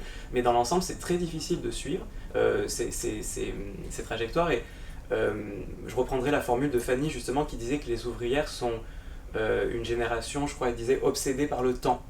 Et je crois que de ce que tu disais, il y a ce problème de l'emploi des ouvrières qui est parfois qui commence tard, dans une entrée dans le travail assez tard, dans les milieux ruraux par exemple, où des fois ces usines ont ouvert, l'emploi féminin n'existait pas toujours, enfin il y avait un travail domestique évidemment, mais l'emploi industriel féminin n'existait pas forcément, donc l'entrée à l'usine parfois est tardive. Et il y a aussi la question du problème, une fois le licenciement survenu, effectivement, de qu'est-ce qu'on va devenir à 40 ans, 50 ans, quand on a perdu cet emploi, qu'on a la qualification, enfin c'est ce que tu disais aussi. Donc quoi qu'il en soit, il y a aussi dans ce parcours professionnel à mettre en relation avec un parcours de vie féminin. Et il y a aussi cette question du temps qui est à mettre toujours en parallèle par rapport à ça. Et en tout cas, c'est des choses que moi j'ai beaucoup entendues en entretien, sur la concomitance entre les événements de la vie, les moments où on perd son emploi, les moments où on a les enfants, qui peut coïncider par exemple le moment où avec les enfants partent de la maison, enfin, et donc qu'est-ce qu'on fait dans ces configurations-là, et c'est une question de temps, je pense, et pour nous les historiens c'est très difficile à réemboîter ces différentes temporalités, d'avoir des faits très précis pour faire des statistiques, pour avoir des données sur ce que sont devenues ces ouvrières. On en a un peu plus dans les secteurs très masculins de la sidérurgie, etc., parce que c'est parfois des secteurs aussi où le ministère de l'Industrie, par exemple, documente très fortement certains secteurs ou certaines entreprises, etc. Pour les usines féminines, c'est pas toujours le cas, et c'est une vraie question. Merci.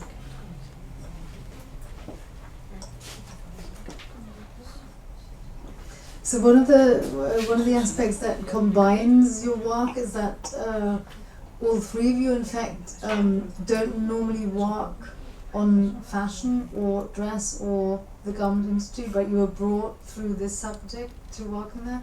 So I'm wondering if you found something distinct in the study of these specific cases. So if the garment industry, or the garment industry in your cases, has something that sets it apart from the other cases of deindustrialization or the other cases of workers' organization.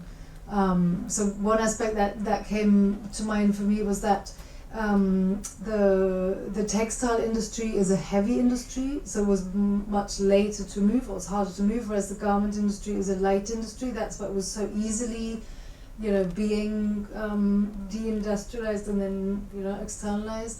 But maybe there are other aspects that you came across that you thought were distinct. Je vais répondre en français si ça va. C'est une question très intéressante parce que derrière cette question il y a plein d'autres questions. C'est difficile en tout cas pour moi de savoir, parce que en tout cas j'ai travaillé essentiellement sur ce secteur-là du point de vue des emplois industriels. Mais ce que vous avez dit, je pense c'est vraiment important sur le fait, et ça rejoint la question de la qualification, c'est-à-dire pour moi je pense que c'est une des spécificités, c'est quand même d'être une industrie essentiellement féminine. Et en fait là c'est vraiment un endroit où on voit très bien la façon dont la couture, en fait, le fait de faire des vêtements depuis toujours, au moment où elle s'est industrialisée, comme beaucoup d'industries, au moment où elle s'est industrialisée, elle s'est féminisée, et donc il y a cet aspect que l'industrialisation de ce travail-là a reposé sur les femmes, alors que les tailleurs peuvent être plutôt des hommes, ou voilà, que traditionnellement c'est un savoir-faire qui est quand même plutôt valorisé quand il est incarné par des hommes. Et donc j'ai perdu mon idée parce que je suis fatiguée, et que du coup et qu'en fait ça se renforce, c'est-à-dire que le fait que ce soit des femmes participe à la déqualification du travail, et le fait que ce travail soit déqualifié participe à définir les métiers féminins comme étant peu qualifiés en général. Enfin voilà, je sais pas, il y a une espèce d'effet circulaire comme ça, parce que je sais que par exemple le fait que leurs emplois soient délocalisés assez tôt, enfin voilà, les ouvrières de Chantelle, elles le vivent comme quelque chose, comme un affront, comme quelque chose de vraiment très dur symboliquement. Et donc ça, je pense que c'est quand même... moi, je connais pas d'autres industries, à part justement la confection, qui a été délocalisée si facilement, justement. Enfin, il y a un côté très... en fait, quand elle raconte ça, parce qu'il y a un moment donné, après j'arrête parce que je parle trop, mais elle se retrouve à contrôler les produits faits à l'étranger. C'est-à-dire que Chantelle délocalise des emplois en Tunisie, mais les soutiens-gorge confectionnés là-bas leur sont renvoyés à elles pour qu'elles les contrôlent, quoi, pour qu'elles contrôlent le travail. Et ça, c'est une horreur pour elles. Personne ne veut travailler dans ce service-là parce que c'est voilà, c'est montrer par A plus B que leur travail peut être facilement fait par d'autres et ça participe à déqualifier. Avec aussi, on parlait, dans l'introduction, vous avez évoqué les enjeux voilà, coloniaux, dans le sens où il y a aussi des discours à ce moment-là de la part de ces ouvrières qui sont un peu qui sont dégradants par rapport à des ouvrières par exemple là c'est la Tunisie en l'occurrence, donc les cartons reviennent de Tunisie et elles ont des discours en disant oh, c'est des Tunisiens, enfin comme si les Tunisiennes ne pouvaient pas avoir un savoir-faire et une qualification comme elles, enfin voilà, donc il y a une mise en concurrence des femmes à l'échelle internationale dans ce secteur-là. Et ça me fait penser que moi, c'est quelque chose que je retrouve en travaillant sur, par exemple, l'aide à domicile auprès des personnes âgées ou tous les services à la personne, où on sait que c'est aussi une industrie, et un secteur dans lequel des femmes sont mises en concurrence à l'échelle internationale, avec beaucoup de femmes migrantes qui viennent en Occident pour s'occuper des personnes âgées ou des enfants, avec des conditions de travail, là encore, assez dégradées, quoi. Oui, vas-y. I'll answer in English to represent the English speakers in the audience. One thing I really noticed that linked all of our presentations was the idea of transgression of class, and I think that's where clothing can be really meaningful in terms of symbolism and in terms of making it to that next class level. In Ev's case, I thought it was fascinating that the factory helped subsidize or gave the workers some kind of access to the products they wouldn't have had otherwise. And in Romain's example, the protest, sheathing, kind of clothing themselves in the shoes, but as a protest garment a little bit. In my case, I think the transgression is more taking the position of being the demanders, being the ones blackmailing the ones in power. But I think it's really complex, this idea of buying your way into a different class. In one way here, in terms of being a worker, well, we talk about this a lot in the value of a worker, in that it's I think a quick shortcut, easy to explain why these situations are so difficult when you think about how a garment worker works and often tires their bodies out in the same way that, you know, an athlete or a doctor or anyone, it's a physical labor, and then but they will never make enough to wear or own what they produce. And so in this sense, I think this transgression that both of you talked about of the protest or of the familial sense of belonging came from acquiring what they were making, is really complex, because in the same way, the way that a lot of people are buying into brands now, a luxury brand where someone will buy a lighter or a keychain and little trinkets just because the branding is on it, and that also helps them acquire a sense of class or maybe of transgression, is also important, but also not so positive. So I think dismantling the ideas of class associated to the clothing is a way to help value, all, like you say, the work, the fingerwork, the handwork done by the workers is the same, no matter where it is, no matter whether it's luxury. It's a simple thread, needle, and finger is something we talk about in classes. The technique, the technology has not really evolved that much. So I think that idea of rethinking what that means for transgressions and for different classes is an interesting way to start dismantling these hierarchies. Merci. Il y a une dernière chose aussi que je dirais sur peut-être la particularité de cette industrie du textile, de la mode, etc., c'est que ce secteur est assez... c'est une histoire ancienne, la déstabilisation de ce secteur, c'est-à-dire que ça n'intervient pas uniquement récemment. C'est un secteur qui est quand même assez volatile et instable et qui évolue au gré des modes, aussi au gré du climat, enfin pas évidemment à l'ampleur qu'on connaît aujourd'hui et de la désindustrialisation qu'on a connue, mais il y a déjà eu une grande variabilité dans ce secteur, et donc c'est pas complètement étranger. Et je dirais logiquement en tant qu'historien que c'est une histoire sur le temps long, cette façon dont l'identité ouvrière est utilisée pour contester ou pour dénoncer cette déstabilisation. Mais voilà, pour conclure un peu les différents aspects, je pense qu'on peut se mettre d'accord sur le fait que c'est impossible de trouver un élément qui caractérise, il n'y a pas un aspect dans cette protestation ou dans l'identité qui est véhiculée par les ouvrières dans dans ces contestations, il n'y a pas un aspect, c'est intersectionnel, c'est-à-dire que c'est une dimension de classe, de genre, de race parfois dans certaines configurations. C'est vraiment à la croisée c'est pour ça que c'est si intéressant à étudier dans les sciences sociales, parce que ça croise vraiment toutes les dimensions.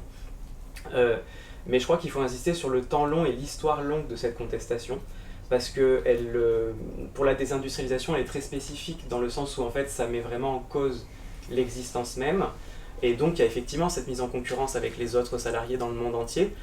On peut aussi le voir d'un autre sens, dans le sens où par exemple dans les archives, dans les discours, on retrouve aussi des ouvrières qui dénoncent, mais plutôt à travers les organisations syndicales, c'est-à-dire avec une parole qui est déléguée, qui est contrôlée, qui est encadrée, et qui dénonce l'internationalisation de l'économie, la financiarisation de l'économie, et qui dénonce la mise en concurrence des travailleurs, et qui appelle à une unité des travailleurs dans la contestation. Mais du coup, je rebondis sur ce que tu disais, Ève, c'est-à-dire que cette histoire longue montre que les femmes et les ouvrières ont vraiment utilisé un panel extrêmement large. Tout à l'heure, il y avait des images sur les midinettes, par exemple. On voit comme le produit, déjà, à l'époque, et le nom même, des fois, des luttes qui sont données est directement lié au produit. Donc c'est quelque chose d'extrêmement ancien, et j'ai l'impression que ça dépasse le cadre très contemporain. Voilà. Même s'il y a quand même cette dimension d'économie morale, comme je le disais, c'est-à-dire une conscientisation sur l'idée que cette chose qui est difficile pour nous à imaginer, mais que l'activité puisse quasiment disparaître complètement du territoire, ce qui resitue quand même l'enjeu de façon beaucoup plus violente, radicale, et qui pousse à des réactions très différentes, quoi. Voilà. Mais dans tous les cas, le produit a cette possibilité d'incarner une fierté, comme il peut aussi incarner une critique, et comme il peut aussi être mis à l'écart et utilisé pour taper sur les patrons, dénoncer quelque chose. Voilà. Il est à l'image de l'identité ouvrière, c'est-à-dire un miroir déformant de la conscience ouvrière, je dirais, dans ces conflits. Voilà. Juste une mini anecdote par rapport à ce que tu as dit, ça me fait penser, les ouvrières de Chantelle, là, quand je disais qu'elles avaient des échanges de cartons avec les ouvrières de Tunisie qui leur prenaient, entre guillemets, leurs emplois, en même temps elles les critiquaient et en même temps elles glissaient dans les cartons des petits papiers sur lesquels elles marquaient le temps qu'elles avaient pour faire telle opération. Parce qu'elles voulaient leur dire pour qu'elles ne se fassent pas avoir et qu'on leur demande pas un temps plus resserré que le leur. Voilà, c'était des formes de solidarité transnationale aussi. Je voulais juste ajouter, je pense que c'est peut-être pas une question, mais c'est juste pour rebondir ce que vous disiez sur Romans-sur-Isère. J'ai grandi à Romans-sur-Isère. De même. Oui. Ah oui, donc j'ai beaucoup de ma famille qui ont travaillé dans la chaussure, donc Jourdan, Kélian, Manoukian, vous n'en avez pas parlé parce qu'ils ont fait aussi pas mal de chaussures. C'était vraiment un endroit où il y avait beaucoup de tressage. Et je voulais juste ajouter que le fait que Romans a été aussi capitale de la chaussure, on l'appelait comme ça, il y a eu aussi une grande immigration arménienne, qui a fait qu'ils sont venus apporter de leur savoir-faire. Et pour certains, Kélian et Manoukian, qui étaient quand même des leaders, c'était des chaussures qui étaient portées par les grandes maisons de couture. Donc il y a eu aussi cet apport de l'immigration à Romans, qui a fait de Romans, peut-être, la capitale de la chaussure. Donc voilà, je voulais juste rajouter... Complètement. Rajouter ça, si vous avez... Tout à fait d'accord, en tant que compatriote romanais, je valide complètement. Effectivement, tout à fait arménienne et aussi par ailleurs italienne, par ailleurs maghrébine, etc. Bon. C'est vrai que cet aspect-là est fondamental, dans la genèse, même dès le départ, dès la naissance de l'activité, et surtout à partir des années 60, effectivement.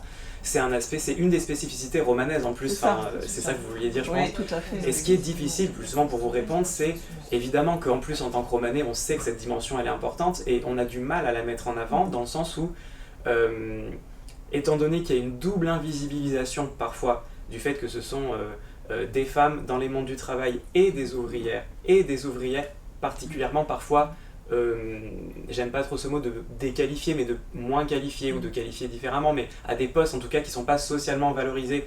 Et si on ajoute en plus une dimension une dimension ethnique pour comprendre la désindustrialisation, ça fait vraiment un certain nombre d'obstacles qui sont là, et quand par exemple on mène des entretiens ou qu'on essaie, c'est difficile d'aller au-delà de la légende, c'est-à-dire qu'il y a une forme de description très glorieuse où on a cette histoire avec les personnes qui ont fui le génocide, qui sont arrivées, qui ont ensuite monté ces entreprises, qui ont rencontré un succès fulgurant, etc. C'est vrai, ça c'est un discours aussi d'entreprise, et nous en tant qu'historiens on essaye un petit peu enfin c'est pas uniquement un discours d'entreprise, mais c'est partiellement un discours du patronat, et on essaye de confronter les sources, c'est-à-dire de aussi voir les archives syndicales, de faire des entretiens avec ces ouvrières arméniennes ou ces ouvriers arméniens, et c'est difficile maintenant que l'activité a reculé de faire une exploration dans ce milieu. Quand on arrive en territoire désindustrialisé, un des problèmes qu'on rencontre, c'est la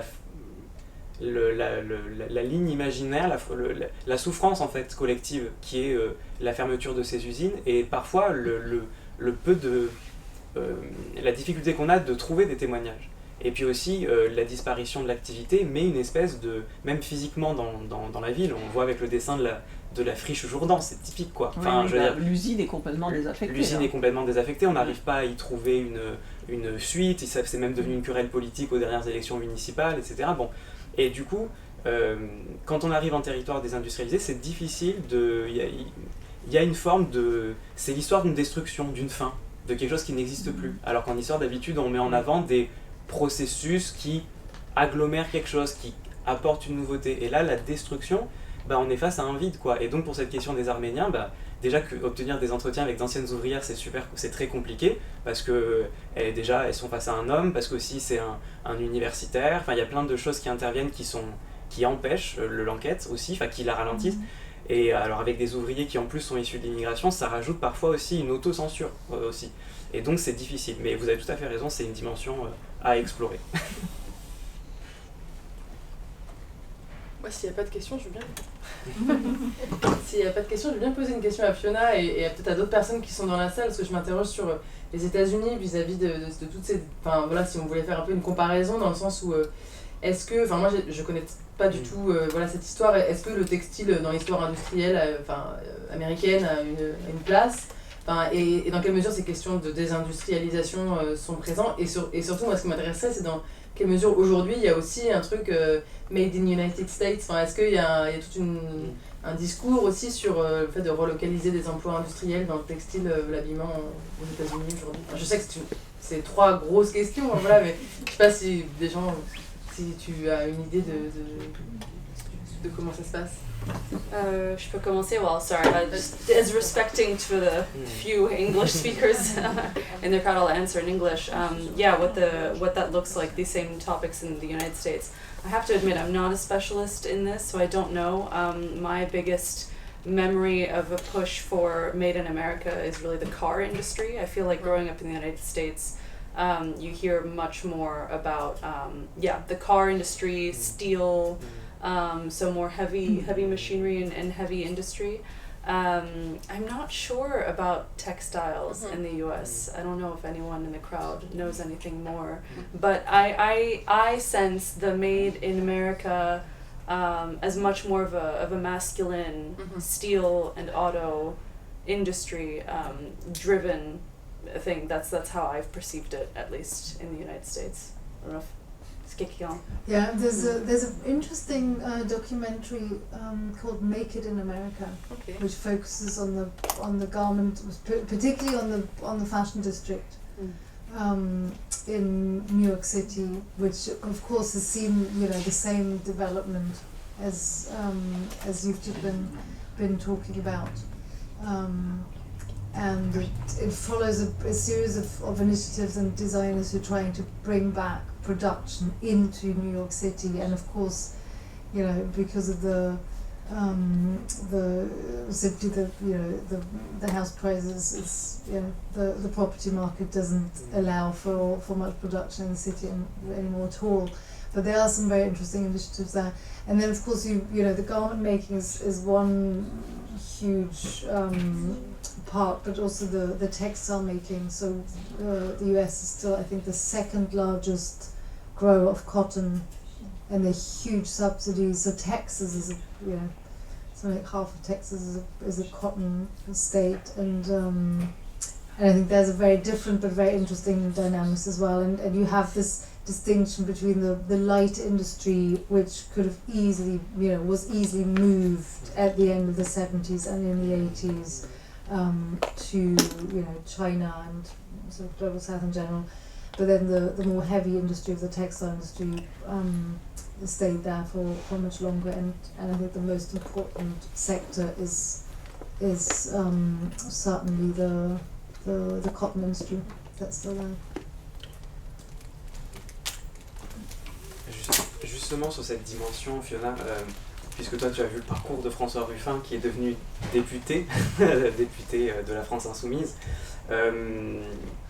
dans le numéro 20 et 21e siècle, il y a un historien qui s'appelle Stephen High qui étudie vraiment, qui est un peu le spécialiste des Industrial Studies aux États-Unis. Il a créé un groupe de recherche international sur toutes ces dimensions de ce champ qui s'appelle The Industrialization and the Politics of Our Time, DEPOT, je sais pas comment on dit.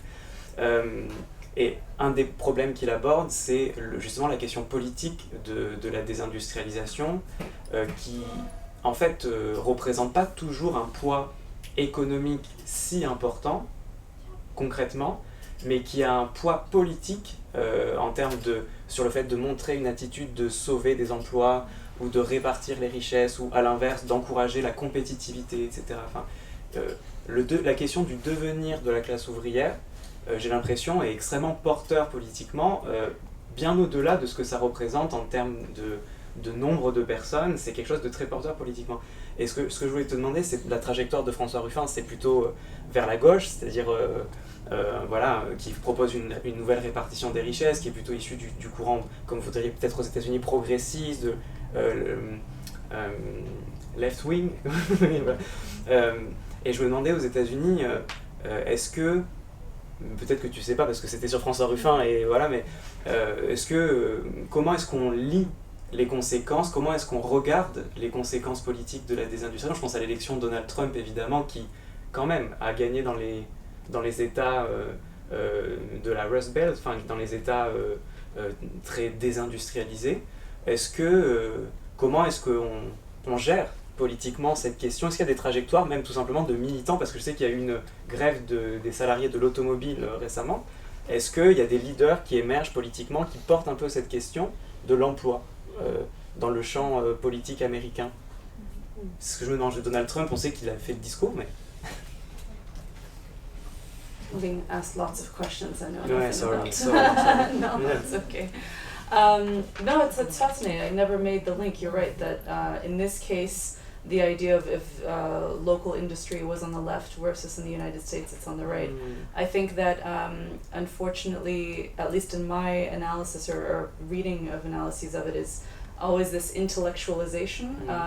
I wonder if it is from this sense of maybe more socialist identity in France, of this coming together versus anything that's kind of international and straying away from the local is more intellectualized and hence seen as more left-leaning versus staying at home and being happy within the confines. I mean, I think the classic idea of the United States is always difficult, is that unlike France, bordered immediately by other countries, the United States only has two bordering countries, and then less, the NAFTA, the North American Free Trade Agreement being the kind of most important, I think, trade agreement that an average American would know about, and those are for immediate bordering countries. So I wonder if that has an element of it as well, that there's not as much of the, here we're seeing delocalization of textile industry. It's going at least immediately to neighboring countries or countries still in Europe, versus in the United States, it's immediately, probably not to Canada, perhaps to Mexico, but then already immediately further afield. So I wonder if that geographical distance has something to do as well. But I wish we had a more specialized person here to answer that question. But yeah, a really interesting point. And I think it's related to the history of the Union, or the destruction of the unions, both in the UK and in the US during the Reagan and Thatcher era. So there was active destruction of the Union. So I think France was much longer, or has a much stronger history of unionization, which made for a much stronger labour movement. So that also plays into it, I think. Eve, tu veux dire quelque chose? So yeah, I think this brings us to the end of the session. Thank you so much. A big applause again to our three speakers. And yeah, thank you very much for providing us with these really multidisciplinary perspectives tonight. That made for such a rich picture. Thank you all very much for coming. And yeah, I hope you have a good holiday and a good start to the new year. And we're looking forward to welcoming you in the new year for probably the last session in this series, which is called Made Again. And it looks at recycling, so both the history of recycling, but also the presence of recycling that of course is very much alive. And the date is to be confirmed, but we will inform you. So merci infiniment à toi et pour vous à être venu. Une bonne soirée. Merci.